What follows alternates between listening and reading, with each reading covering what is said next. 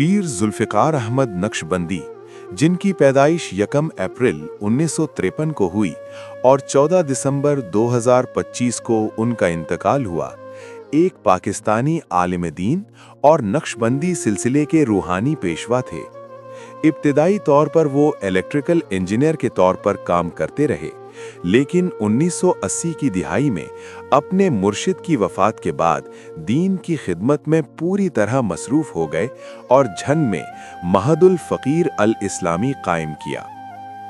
उनकी तालीमात में शरीयत की पाबंदी, नफ्स की तज़किया और ज़िक्र इलाही पर जोर दिया जाता था।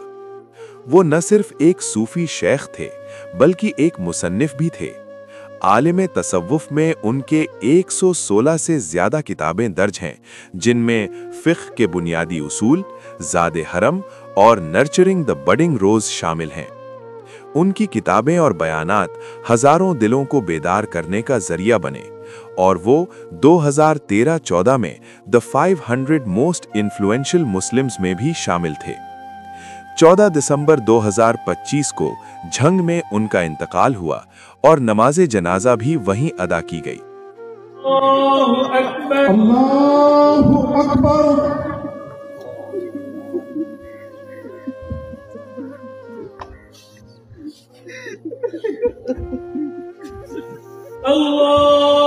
अल्लाहु अकबर।